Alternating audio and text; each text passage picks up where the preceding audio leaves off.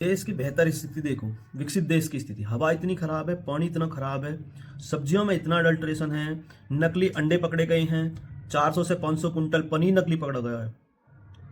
ऐसे विकसित भारत की तरफ बढ़ रहे हैं हम। मैं तो बस एक बात कह रहा हूं कि हवा इतनी खराब है कि लोगों की मौत हो रही है हवा से भी। पानी इतना खराब है, आपने देखा कि इंदौर में 22-23 मौतें हो चुकी हैं अब तक, और कम से कम 300-350 से ज्यादा लोग अभी हॉस्पिटलाइज है खराब पानी की वजह से। सब्जियों में इतना अल्ट्रेशन है। थोड़े दिन पहले न्यूज आई कि नकली अंडे पकड़े गए, उससे पहले न्यूज आई कि 400-500 कुंटल नकली पनीर पकड़ा गया। भाई क्या तो भारत सरकार कर रही है, क्या ये FSSAI देख रही है हमारी? आदमी क्या सांस ले, क्या पानी पिए, क्या खाए, हर कदम कदम पर सोचना पड़ रहा है। और हम कहते हैं कि हम विकसित भारत की तरफ बढ़ रहे हैं। क्या इस तरह का विकसित भारत चाहते हैं हम? मुझे तो ऐसा लगता है कि हम अविकसित और असभ्य भारत की तरफ बढ़ रहे हैं, जहां हम समोसे की रेडी लगाने को, रेलवे स्टेशन पर कुली बनने को रोजगार कहते हैं। अगर ये रोजगार है तो ये विकसित देशन में क्यों नहीं है? विकसित देशन में क्यों कुली के काम और रोज ये रेडी लगाना ये रोजगार हो है कोई? और हम कह रहे हैं हम विकसित होने की राह पे हैं। किस एंगल से देख रहे हो? कौन सा चश्मा लगा रखा है तुमने कि विकसित होने की राह पे जा रहे हो तुम? जो किताबें हमारे माँ बाप ने पढ़ी हैं, फिर हमने पढ़ी हैं, वही किताबें आज हमारे बालक पढ़ रहे हैं। क्या एजुकेशन में रिफॉर्म हो रहे हैं? क्या सिस्टम में कुछ चेंज हो रहे हैं? क्या अपडेट बढ़ रहा है? किस तरह का एजुकेशन सिस्टम चला रहे हो? जो एजुकेशन सिस्टम हर 4-5 साल में अपडेट होना चाहिए, वहां 15-15 साल तक नहीं हो रहा। और हो भी रहा है तो वो भी सिर्फ कागज में हो रहा है कि न्यू एजुकेशन पॉलिसी लाते हैं, और इंप्लीमेंट के नाम पर देखो तो ग्राउंड पे कुछ भी नहीं है, कुछ भी नहीं बदल रहा। सारा गेम प्रायोरिटी का है कि हम शिक्षा को प्रायोरिटी देते हैं, हम हेल्थ केयर को प्रायोरिटी देते हैं, या फिर नेता या चुनाव या एक देश एक चुनाव को प्रायोरिटी दे रहे हैं। आज हम जिस चीज को प्रायोरिटी देनी चाहिए उस चीज को प्रायोरिटी नहीं दे रहे हैं।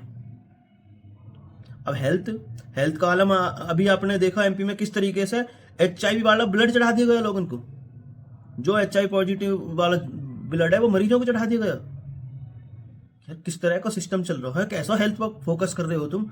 आज कितने सारे गरीब इलाज की वजह से ही मर रहे हैं। अभी सुनने में आ रहा है कि लास्ट 2 साल में जिन लोगों ने रेबीज की वैक्सीन लगवाई है वो नेक्स्ट वैक्सीन भी नकली थी। 4 साल पहले कोविड की वैक्सीन जो जबरदस्ती लगवाई थी, आज सुनने में आता है कि उसमें हेल्थ को नुकसान पहुंच रहा है उसकी वजह से। ना हमारा फोकस हेल्थ पे है, ना हमारा फोकस एजुकेशन पे है, तो खाक विकसित भारत की तरफ बढ़ रहे हैं फिर हम। भाई मुझे इस देश से प्यार है, इसलिए मैं ये सवाल पूछ रहा हूँ। इसलिए नहीं कि मैं सरकार विरोधी हूँ, देश विरोधी हूँ, ये बात भाई कोई भी सरकार होगा, हमें तो कौन सा मतलब है ना। अगर कांग्रेस होगी या सपा होगी तो हम उनसे भी यही बात करेंगे कि ये चीज बेसिक सुविधाएं हैं, ये आम आदमी को मिलनी चाहिए।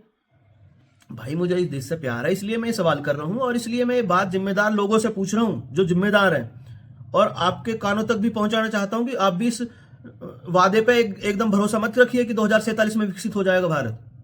क्योंकि जो आदमी बता रहा है कि वो 2047 में विकसित कर देगा तुम्हें, भाई मुझे इस देश से प्यार है, इसलिए मैं ये सवाल पूछ रहा हूं, और इसलिए ये बात जिम्मेदार लोगों से पूछ रहा हूं, और उनके कानों तक भी पहुंचाना चाहता हूं कि आप भी इस वादे पे एकदम भरोसा मत रखिए कि 2047 में विकसित हो जाएगा भारत।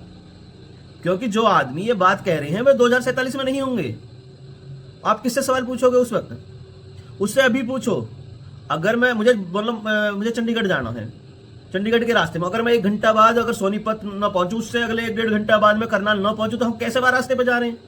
इसका मतलब तो मैं चंडीगढ़ कभी पहुंचूंगा ही ना, क्योंकि मैं उस रास्ते पे ही ना हूं जिधर पहुंचना चाहिए।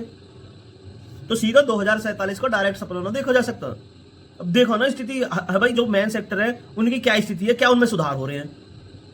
कोई बात लगी हो भी, हाँ ये बात सही कह रहे हैं और एक्चुअल में ऐसा हो रहा है, तो वीडियो को भाई शेयर करो और एक सपोर्ट करो, सब्सक्राइब करो। धन्यवाद।